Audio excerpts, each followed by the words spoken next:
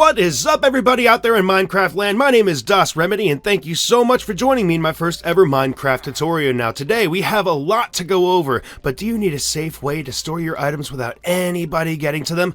Well, that's exactly what we're going to be building today. We're going to be building a fully functional, fully tileable, and fully personal Minecraft bank. That's right. We're going to be building a fully personal Minecraft bank, which means only you have your debit card. Only you know your personal PIN number. Nobody else can get into your account. It's also going to be fully tileable, which means you're going to save a lot of space trying to build this build. So let me get into the bank room and I will show you how everything works. I'm talking really fast because there is a lot to do. So here we go. You can decorate this however you want. You can make it shorter, you can make it taller, skinnier, wider, but this is basically the space that you're going to be needing in order to accommodate the amount of redstone you'll be building.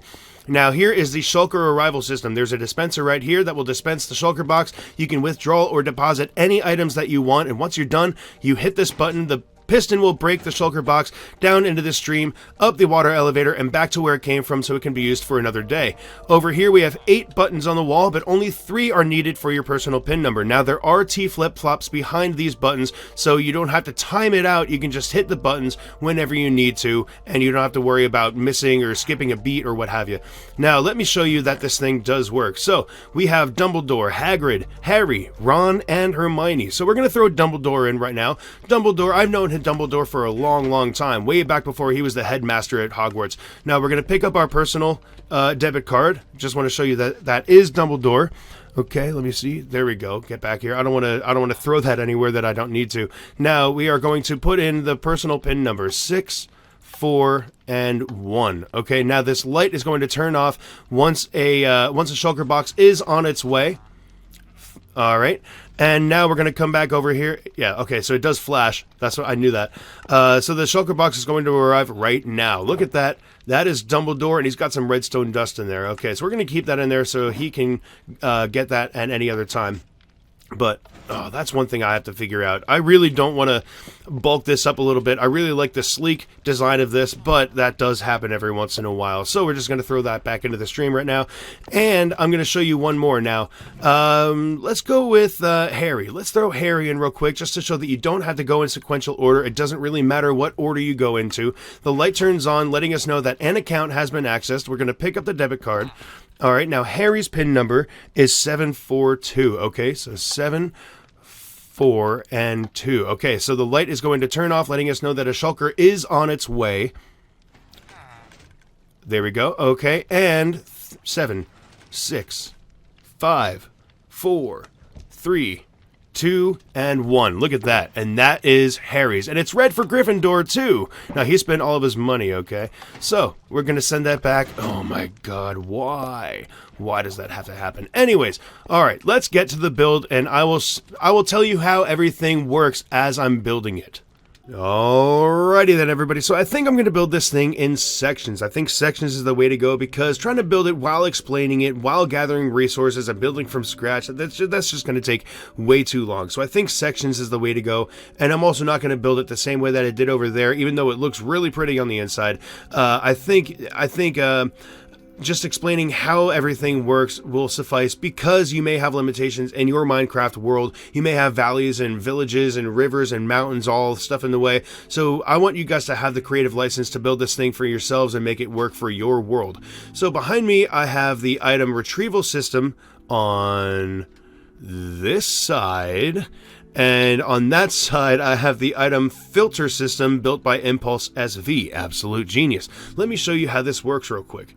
So, we're going to put an item into this chest right here. Now, that chest will drop an item into this hopper line right here. This is the regulation hopper line. The item will flow through this line as far as the eye can see. They're all facing in that direction as well. So however many players you have on your server, that's how many hoppers you're going to have, and they're all facing that direction. The item will continue until it finds its way into a hopper underneath that it matches an item with. So if you put Harry into that chest, it's going to find its way into this hopper because Harry is right here. If I put Mo into the chest, it's going to find its way into this hopper right here, and so on and so forth. And here's Larry over here, the Three Stooges. That's right, I picked them.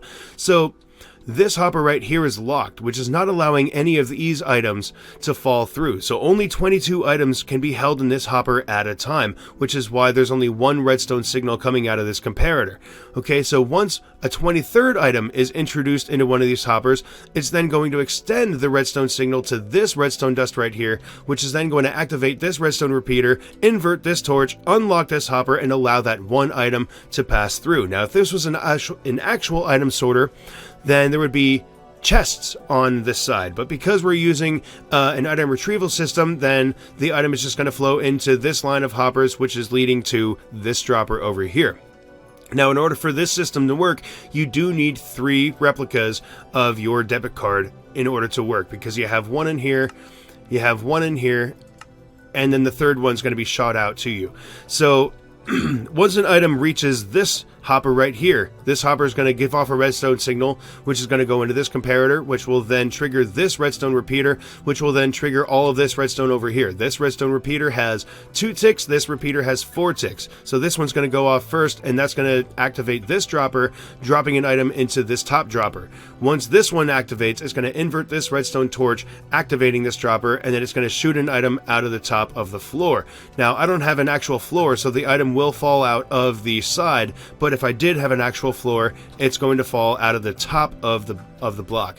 So let me just throw a couple of these in real quick. So there's Harry, and Harry will come through. All right, there's Harry.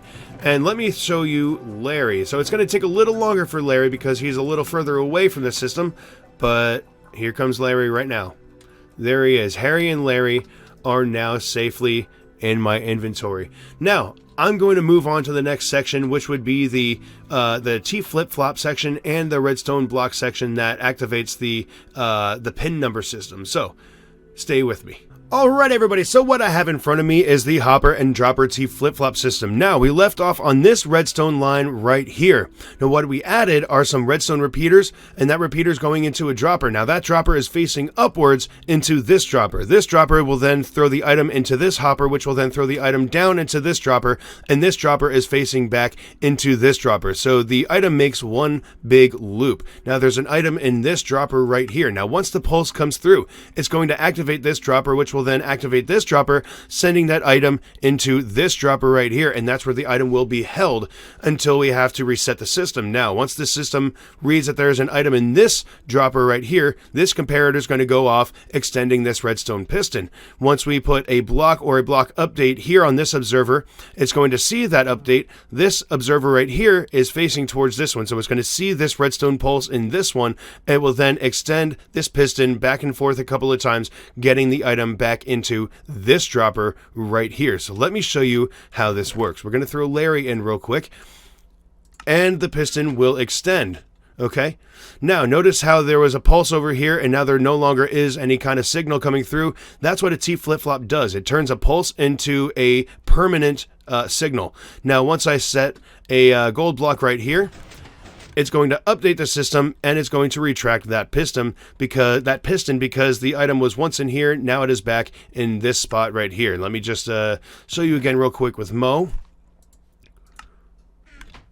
So it's going to extend the middle one, and as you can see, Mo's dropper, or that item, is in this dropper down here. Now once I set a gold block right here, it's then going to retract that piston, resetting the entire system. Now that is the T flip-flop system, and on with the pin number system. Okay, now guys, this is the pin number system. It's extremely easy to understand. Once I do this demonstration, it'll explain everything for you, but it's just like a regular key that goes into your house or into your car. So a regular key has valleys, and it has mountains as well. So think of this empty space right here as a valley. Now once you stick a key into the keyhole in your house, then there's going to be a mechanism that fills in that void where the valley is, and it's going to allow the key to turn. That's exactly what this piston is doing right here. It's going to extend this block into that valley, which will then extend the redstone signal from this comparator through the block into this comparator, and I'm going to demonstrate that on this side right now. As you can see, I set up a static redstone torch, which is going into a comparator, and it's only lighting up that comparator. It's not lighting anything else up but this one. So 1, 3, and 6, and as you can see, there's only one line of comparators going off at once, which this comparator is going to be the one that matters because that's the one that's unlocking your shulker box. Now up top, we have redstone dust only on the pistons, and where there are no pistons, there's going to be redstone repeaters, okay? Now the reason for this is because we don't want any redstone going from here into this row, otherwise it's just going to set off every piston. We just want pistons going off in one row at a time. Now it doesn't matter if somebody has the same pin number as you as well, because like I said down here, only one row is being accessed. So once you throw your debit card in, only your account will be activated at that time. Now let's go into the actual shulker box retrieval. Shulker box let's just do this. Okay, so we're on the last leg of the journey right now. We have the shulker box area, and we also have the reset as well done. Okay, so let me show you how this works. What's floating underneath there? What is that? What? It's a bat. It's a freaking bat. Get out of here, dude. All right. I'm gonna have to fix that a little later. I thought that was an item just floating there. I don't remember dropping anything. So what's gonna happen is this is where the shulker boxes are stored. Okay, actually, let me put this one right back where it was.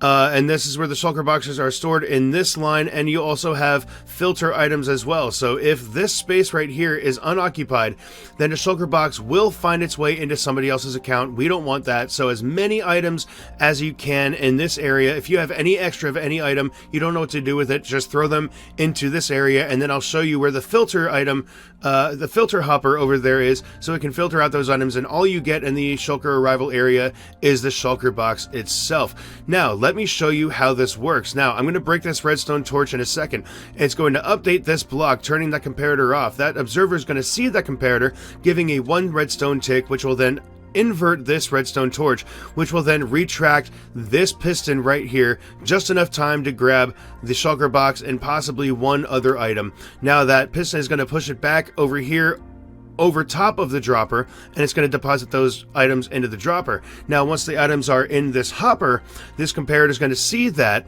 and it's going to give a pulse in this redstone dust right here. The observer right here is going to see that pulse. This observer is going to see that observer's pulse, and this observer is going to activate this dropper, dropping the items into the stream, going back to your bank area. Now, let me show you that it does work.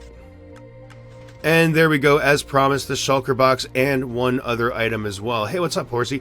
So, the other thing is the reset system. Now, there are 2 other things that are going to be reset with this same system right here, but this is basically how it works. So this redstone block will come up, and it will activate this line of redstone right here, which will then do exactly what we saw earlier. It'll go boom, boom, back and forth, getting this item back to where it has to be in order for everything to start all over again. So, next thing we're going to build is the buttons and the number system so we can activate these pistons up here.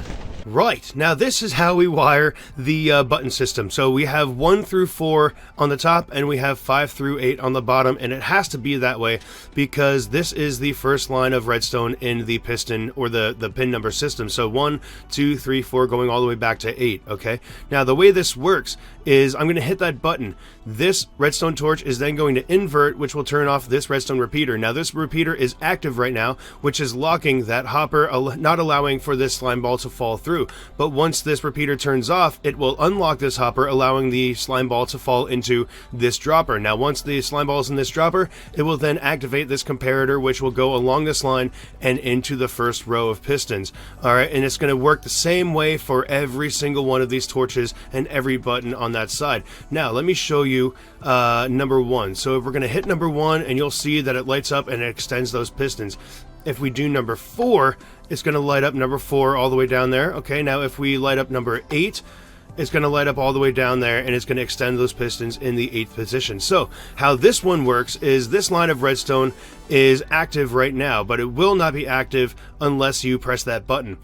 These redstone repeaters underneath are active unless a redstone signal comes into them, and now this one is inverted, which is activating this redstone torch going into this line over here, and that's how you get the signal from down here up top. Okay, now the way you're going to reset this thing is by pressing this button right here, and that resets everything, but that button will not be there.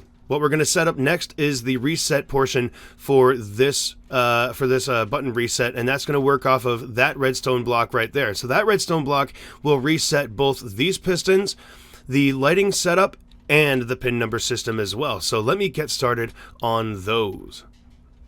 Okay, so now the lighting system works, okay, and the reset system works as well, and I'm going to show you how those all work right now. So once you put a debit card in this chest, it's then going to activate this T flip-flop, like I said earlier, which will then extend one of these redstone blocks up into this space right here. One of those observers will see that update, and it'll throw a redstone tick into this line of redstone right here, which will then invert this redstone torch, unlocking this hopper, which has an item in it, and throwing that item into the dropper, activating this comparator and turning on this redstone lamp. It's the same system as what's over there, okay? Now, in order to reset this, once the pin number is activated, it's then going to retract those pistons over there. Like we said earlier, it's going to send a pulse through, and it's going to extend this piston over here. Now, this piston right here is going to hover over this line of redstone underneath. It's going to light that line of redstone up to here, and this is going to pulse. This observer is going to see that update, which is then going to invert this redstone torch, activating this redstone torch right here, and the line of redstone dust on top of these droppers, throwing all the items that are in these droppers back into these hoppers as well. And this redstone dust right here will activating this line of droppers, throwing all the items back into these hoppers, and this dropper right here throwing the item back into this hopper, which will then turn off this redstone lamp. Now, it's all going to happen real quick once I actually do this, but this is the way the system works. So take a snapshot of this real quick and, build it however you want, however it needs to be built in your Minecraft world in order to work, but this is the basic concept of how the reset works. So let me throw Harry in real quick. I'll show you how Harry's works. Okay, so the light is going to turn on, right? Now it's going to stay on because of this little T flip-flop. Now we're going to type in his pin number, 1, 3, and 6, which will then extend those pistons at the bottom. See that? Which will then turn the entire thing off. The redstone lamp is off. We get our debit card back, and also at the other end is going to be his shulker box. So that's how that system works. And next we're going to build the water travel system that's going to bring the items to and from the shulker arrival area and the shulker storage area. Okay, everybody, now the waterway is completely done for the shulker arrival area. So over here we have the shulker storage area. These droppers are going to deposit the shulker and the extra item into this waterway. It's going to find its way all the way down. The extra items are going to find their way into this hopper right here. So what you're going to do is take the items out of here, and you are going to throw them back into those hoppers once those hoppers start to get low. So there is a little bit of maintenance, but that's okay because there is maintenance and greasing and lubing with any kind of machinery that you're working with, right? So all those items are going to get caught, and all you're going to get is the shulker box. Now the shulker is going to come into this hopper right here, which will then be triggered by this comparator running around this redstone and activating this dropper. Now this dropper is going to drop the shulker into this soulstone elevator, which is then going to go into these two hoppers right here. This hopper is facing into that hopper, and that hopper is facing into the dropper right over there. Now right on top of the dropper is a dispenser. Now the way this works is once the item reaches this hopper, it will give a redstone signal through this comparator running all the way through, and it will activate the first dropper right here, and then once the redstone torch goes off, it will then activate the dispenser, which will then dispense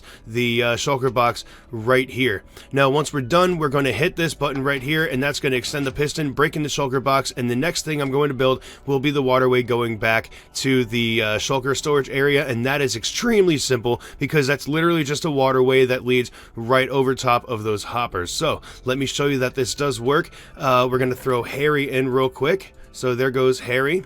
The light's going to turn on, letting us know that an account has been activated. We're going to pick up the debit card, and 1, 3, and 6 is his pin number, so all of those are going to go off. It's going to drop the shulker into the system. There it comes, along with the extra item. You can see it kind of lagging behind a little bit, but it will get caught in that hopper down there, and the shulker will arrive and dispense, and there it is. So that is Harry's shulker box. Now I didn't name it yet, okay, so this is just for purposes. and I'm going to get rid of that and pick up the shulker box. But the next portion is literally just building a way to get the waterway all the way over here so it can run into these hoppers again. Now, like I said, only one account is activated at a time, so only this dropper, or only this hopper will be empty, and the shulker box will find its way back into this hopper right here. So let me build that extra thing, and we are 100% done after I build this waterway. All right, and there we go, everybody. It is 100% complete. Now, this waterway works absolutely perfect, sending the shulker boxes back to the empty hoppers on the other side to be used for another time. Now, let's turn this around, and I'll show you how this works. So, we're going to break the shulker box with this piston right here. So, it's going to extend the piston, breaking the shulker box down into this little river. This little hopper is going to pick it up. It's going to send a redstone signal around this little circuit into the dropper, and the dropper is going to drop the shulker box up into the water elevator and back to where it came from to be used at any other time. Now, let us test out our fully functional Minecraft bank. Okay, so we're going to throw Harry in, and as we know, Harry's pin number is, everybody, 1, 3, and 6. Okay, I'm so glad I don't have to rush those buttons. I mean, that was just horrible. I'm so glad I added those little T flip-flops in there. Now the system shuts off, and Harry's shulker box is on its way. So 3, 2, 1, and there's Harry's shulker box. Now, I didn't name them, obviously, but we know them because they're different colors, and Harry has always been orange every time we used Harry. So we're going to throw Mo in right now. Now, Mo is a yellow shulker box, and Mo's combination is 2, 4, and 6. Alright, so 2, 4, 6. The system will shut off, letting us know that his shulker box is on its way. There it is, the yellow shulker box along with the other item, which is lagging right behind. There it goes. And here comes his shulker box right there. Now, we are 2 for 3. Okay, so let's send this back. And nice, it goes down the waterway. Okay, now last one, Larry. Okay, here we go. The light goes on. Larry's is 1, 3, and 8. All right, let's see if this works. Let's make it 3 for 3. There it is. Awesome. The white shulker box is on its way. Now we know that's Larry because we know their colors, and Larry should show up 3, 2, 1. There it is. That's Larry's shulker box. All right, now we're going to send that back down the waterway, and well, I was hoping it was going to go back down the waterway, but I know either way, the system 100% works. Now, if you guys enjoy what I did here, if you guys like this build, send me some pictures in the comments, or send me some pictures somehow. I don't know how we're going to do this, but just let me know in the comments how it worked in your world, I guess. And if you like what I did here, make sure to subscribe, leave a comment, and like the video, and I will see you guys in the next build, where I'm going to be building something even more technical than this. Alright, guys. Peace.